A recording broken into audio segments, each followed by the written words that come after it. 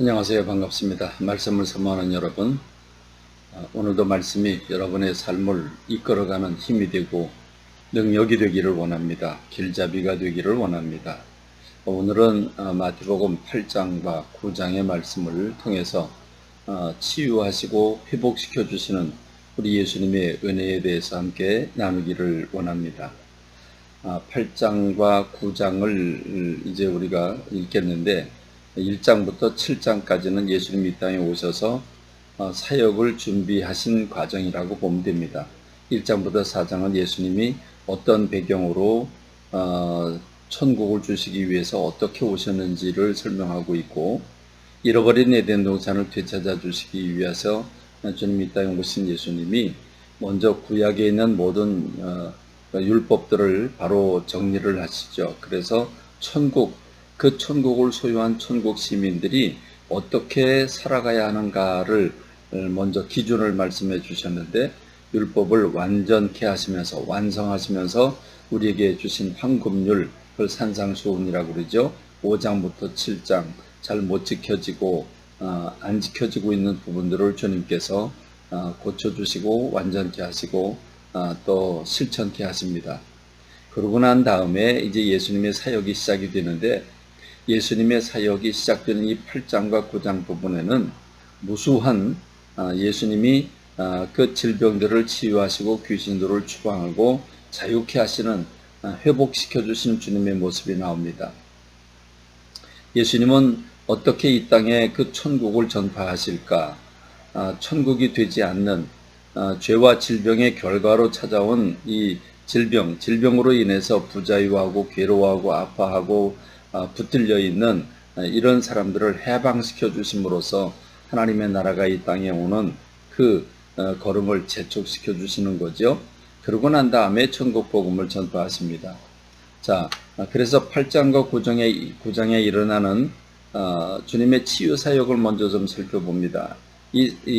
예수님이 치유 사역을 하는 모습을 보면 나병 환자가 와서 또 백부장 하인의 중풍병자, 오늘의 뇌졸중이 고침받지요. 또는 베드로의 장모의 열병 장티푸스가 치유되고, 침상에 누운 중풍병자들이 네 친구가 데리고 와서 고침을 받고, 죽은 한 관리의 딸은 죽은 딸이 살아나기도 합니다. 12년 동안 혈루증 걸린 그 여인이 고침을 받게 되고, 두 맹인이 눈을 열거나 또 귀신 들려 벙어리 된 사람이 고침을 받고, 수많은 귀신 들린 사람들이 추방을 당하게 됩니다. 이런 8장, 9장 딱 2장밖에 안 되지만 무수히 많은 사건들, 치유와 회복의 사건들이 나오게 되는데, 왜 예수님은 이렇게 그 치유 사역에 집중을 하실까? 왜 이렇게 치유 사역에 온몸을 던지실까? 마태라고 하는 이 예수님의 생애를 기록한 제자는 이렇게 그 이사야 선지자의 말을 인용을 합니다.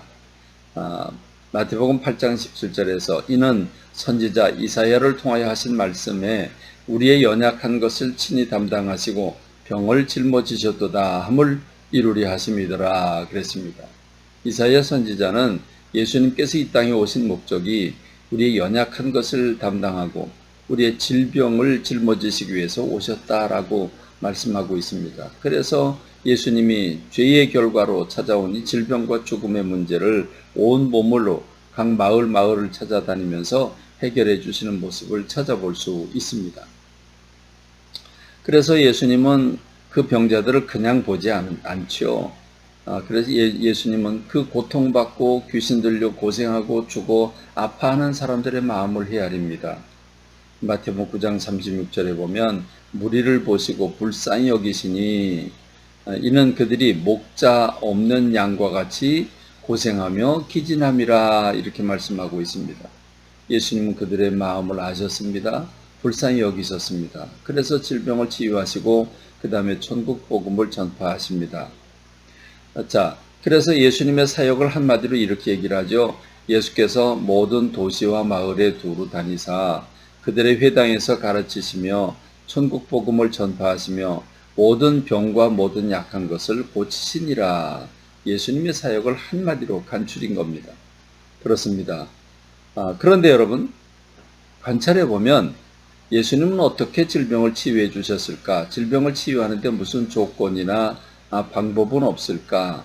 살펴보면 공통점이 있습니다. 모두가 다 베드로의 장모의 열병을 고쳐주는 것을 빼놓고는 모두가 다 자원해서 간절한 열망을 가지고 주님께 찾아옵니다. 그리고 치유를 갈망하는 그들에게 그 믿음을 확인하시고 그들의 그 질병을 치유해 주심으로써 자유함을 얻게 합니다. 자, 그리고 조금 더 구체적으로 보면 나병 환자는 격리되어 있습니다. 원래 이 문둥병이라고 그러죠. 이 질병은 사회 속에 함께 있을 수가 없습니다. 강한 전염병 때문이죠. 그래서 그들은 동네 밖에서 따로 격리되어 있는데 그들이 돌팔매질을 당할 것을 각오하고 찾아와서 예수님께 간청을 합니다.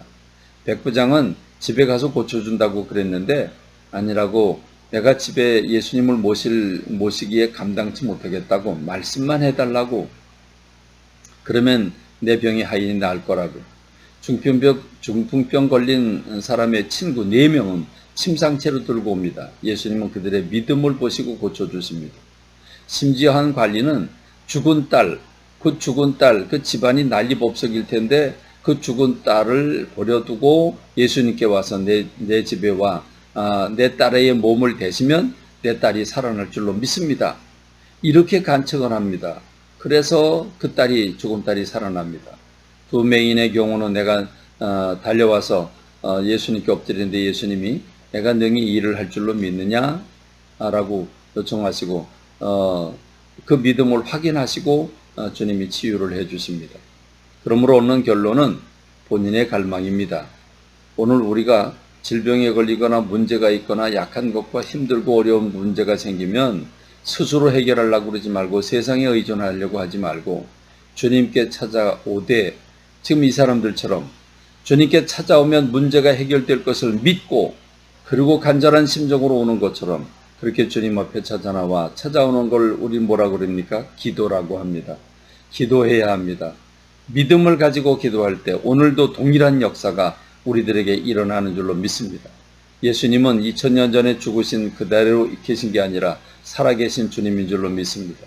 그 살아계신 주님을 오늘 여러분 체험하고 그 사랑 가운데서 자유함을 얻고 살아가는 저와 여러분 되기를 주님의 이름으로 축원합니다. 감사합니다. 말씀을 맺습니다.